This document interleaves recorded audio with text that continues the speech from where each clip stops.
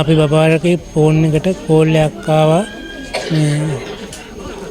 නංගි ඇස්ටිඩන්ට් එකක් කරලා ඉන්නවා වහාම එන්ට කියලා. එච්චරයි මම දන්නේ. මම ඊට පස්සේ වාහනේ කරන් ගියා. යනකොට මේ මිනිහ පෙන්නව ඉන්නේ පවුදා උදේ වෙනකල් මේ දැඩි සත්‍යාරේ ඉන්නේ කියලා කිව්වා. ඒ ටික තමයි මට කිව්වේ. ඒකල අපි වෙනම ගෙනලා හෝටල් එකට දාලා හිටියා. ඒකල උදේ 10ට විතර එකතු කරන් ගියා හෝටලේ.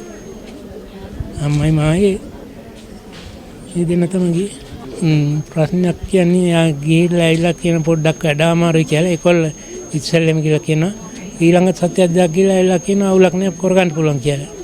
ආයෙත් එන්නේ අර ඊයාට මොකද එච්චර කැමැත්තකුන්නේ අකමැත්තකුන්නේ බෑ කියන්නේ ඉන්නේ හා කියන්නේ ඉන්නේ නේ අර ඉස්සෙල් මුලදී යන්න ආසාව තිබුණා කොහර් කැම්පස් කීප දෙකටම දැම්මනේ දාලියර ආසාවට ගියා කියන්න බෑ ඉතින් වෙච්ච දේ වුණානේ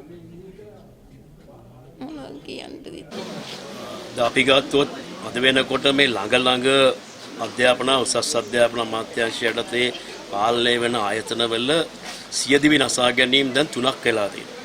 එකක් තමයි අපි දැක්ක සබරගම් විශ්වවිද්‍යාලයේ ශිෂ්‍යයෙක් බෙල්ල වැළදාගෙන. එයා සියදිවි හානි කරගත්තා. ඒ වගේම කොළඹ රාමනාදන් බාලිකා විද්‍යාලයේ ඉගෙන ගත්ත දරුවෙක් එයා සියදිවි හානි කරගත්තා.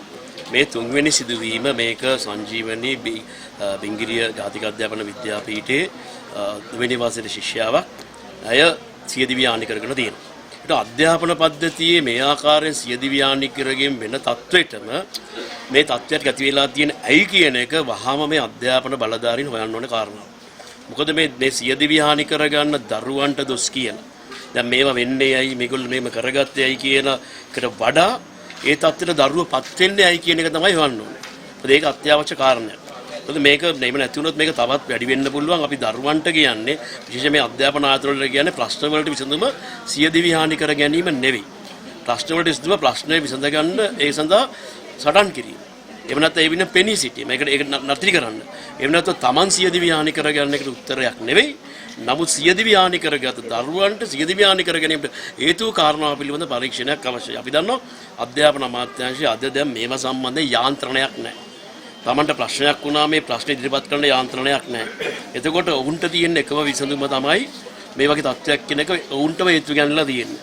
ඉතින් අපි ගත්තොත් මේ ජාතික අධ්‍යාපන විද්‍යාපීඨ රටේ විද්‍යාපීඨ 19ක් තියෙනවා. මේ විද්‍යාපීඨවල මේ වෙනකොට අපි දන්න බරපතල ආකාරයෙන් තියෙන ප්‍රශ්න තමයි පීඩනය.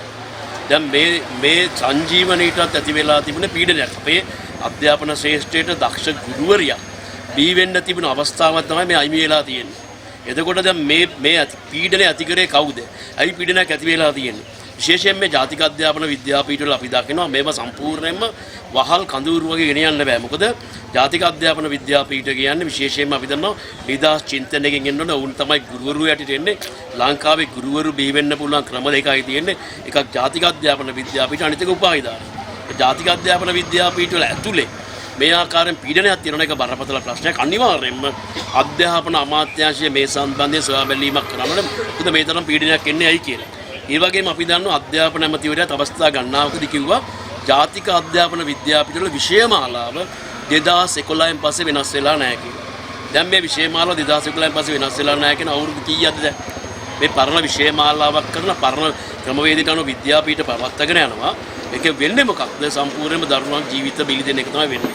ඒක නිසා මේ සංජීවනීගේ ප්‍රශ්නයෙන් පස්සේවත් අධ්‍යාපන ඇමතිවරයා ඇතුළු සියලු දෙනා වහාම මේ සම්බන්ධයෙන් සොයා බැලීමක් කරන්න ඕනේ. වහාම විමර්ශනයක් කරන්න ඕනේ මේ සම්බන්ධයෙන්. ඇයි මේක වුනේ? මේක වීම සම්බන්ධයෙන් යම්කිසි කෙනෙක් කටයුතු කරලා තියෙනවා නම් යම්කිසි විදිහට පීඩාකාරී ආකාරයෙන් ඔවුන් සම්බන්ධයෙන් අවශ්‍ය පියවර ගන්න ඕනේ කියන එක අපි පැහැදිලිවම කියනවා. මොකද මේක තවදුරටත් අපි දන්නවා ජාතික අධ්‍යාපන විද්‍යාපීඨවල මේ පීඩනය දරා ගන්න බැරුව දරුවෝ මිය යන්න අවශ්‍ය නැහැ. මොකද උන් ගුරුවරයාට එන්නේ ඉන්නේ. මේගොල්ලෝ අතරම ගුරු ශිෂ්‍යයෝ මේගොල්ලෝ. ඉතින් මේ හරිනම් මේ අය ගුරුවරයාට ඉන්න ඕනේ. එද සේවාවල අපි දන්නවා එද සේවාවල එද අභ්‍යාස විද්‍යාලේ ඉන්න අයට සම්පූර්ණ වැටුපගේ වෙලා තියෙන්නේ. මේකේ වැටුපකුත් නැහැ. අද මේ අපි මේ කතා කරන අවස්ථාවේ මේකේ පවණක් නෙමෙයි. අපි දක්ව රුවන්පුර විද්‍යාපීඨයේ දරුවන්ට වතුර බොන්න කියන්නේ. ඒ වතුර සම්පූර්ණ මඩ වතුර තියෙනවා. ඒ බරපතල විදිහට ප්‍රශ්න තියෙනවා. විද්‍යාපීඨවල දරුවන්ට කෑම වෙලාවට නැහැ. කණ්ඩ නැහැ. ප්‍රධාන වශයෙන් අපි දන්න පෞද්ගලික කාලේ කොස්කොලොස් කකා හිටියේ. මේක ඇත්ත කතාව. ඒක නිසා මේවා පිළිබඳ සොයා බැලීමක් කරන ඕන තමයි අනාගතේ ගුරුවරු වෙන්නේ. ඒක නිසා මේකට වගකීමක් තියෙනවා ආණ්ඩුවට. අපි ඉල්ලා ඉන්නේ වහාම මේ විද්‍යාපීඨයේ වෙච්ච මේ මරණය සම්බන්ධයෙන් සොයා බැලීමක් කරන්නේ මේ ඉදිරිය නොවන විදි වැඩ පිළිලක් හදන්න අපි දැක්ක මේ පීඩාකාරී තත්ත්වයන් විද්‍යාපීඨ නැති වෙන්න ඕනේ කියන එක අපි අවධාරණය කරලා කියන්න කැමතියි. මම රවීන්ද්‍ර රණවීර ජාතික සංවිධායක ලංකා ගුරු සංගමේ. ඇත්තෙන්ම අපි දන්නවා මේ වෙනකොට රටේ කතාබහට ලක් වෙච්ච සිදුවීමක් තියෙනවා. වයඹ ජාතික අධ්‍යාපන විද්‍යාපීඨයේ දෙවැනි වසර ප්‍රාථමික අධ්‍යයනාංශයේ ගුරු ශිෂ්‍යාවක් සියදිවි හානි කර ගැනීමේ සිදුවීම. මේ සිදුවීම ඇත්තටම හුදකලා සිදුවීමක් නෙමෙයි.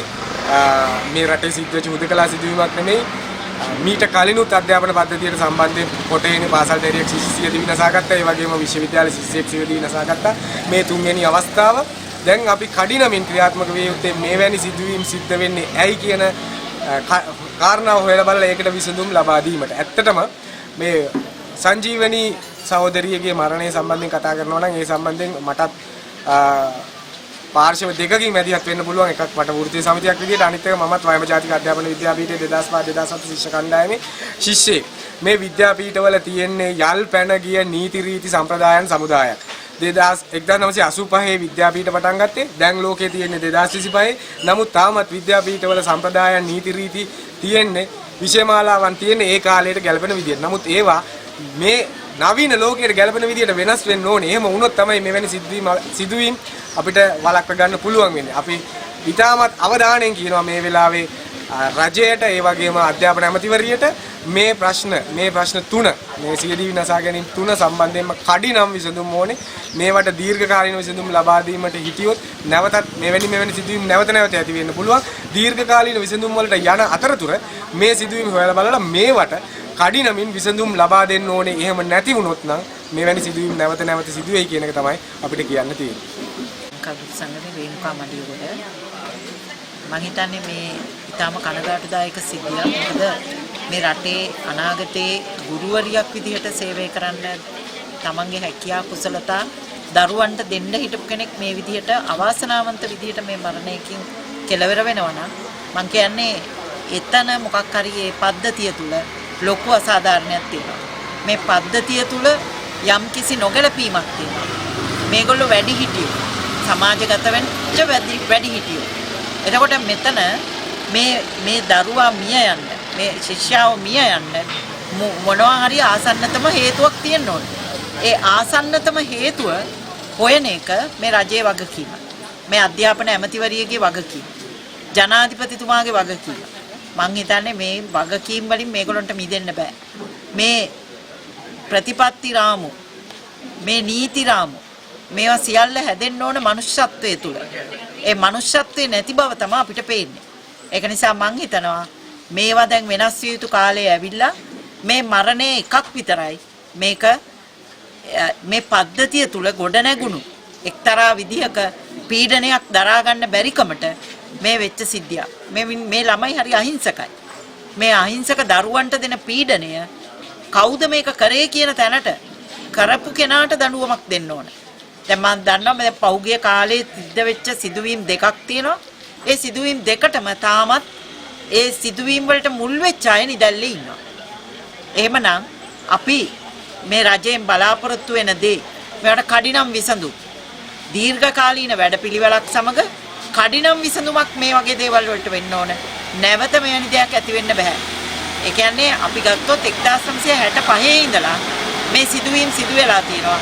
දැන් මේ 2025 ඒ කියන්නේ අවුරුදු 60ක කාලයකට පස්සේ මේවට විසඳුම් නැත්තම් ඒ කියන්නේ මේ පැවතුණු රජයන් සහ පවතින රජයේ යම්කිසි දුර්වලතාවයක් තියෙනවා. ඒක නිසා මේ නිලධාරීන්ට හිතුවමනාපේ Tamanට අවශ්‍ය කරන තමන්ගේ බලපෑම තමන්ට උවමනා කරන තැනට යන්න තියෙන බලපෑම මේවා අයින් විය යුතුයි දැන්. මෙයා නිදහසේ දරුවන්ට ඉගෙන ගන්න, නිදහසේ වැඩිහිටියන්ට ඉගෙන ගන්න. මේවා වෘත්තීය අධ්‍යාපනික ආයතන. එතකොට මේවට තියෙන්න ඕන මිනිස්සුන්ගේ මානසික නිදහස. ඒක නැත්තම් ඒ අවුට්පුට් එක මේක අවසානයේ එළියට එන දේ සාර්ථක දෙයක් නෙමෙයි. දරුවන්ට මොනවද දෙන්නේ? හොඳ ආකල්පයක් දෙන්න පුළුවන්ද? හොඳ කුසලතා ළමයින්ගේ වර්ධනය කරන්න පුළුවන්ද? නෑ. ඒගොල්ලොන්ගේ පීඩනය, ඒ අවුරුදු 3 පීඩනය ප්‍රධාන වශයෙන් ඒගොල්ලෝ මනසට බලපෑවාම ඒගොල්ලෝ නිදහස් මිනිස්සු බවට පත් වෙන්නේ නෑ. ඒක නිසා අපි බලපෑම් කරනවා ලංකා ගුරු සංගමයේ විදියට මේවා මෙතනින් අහවර විය යුතුයි කියලා.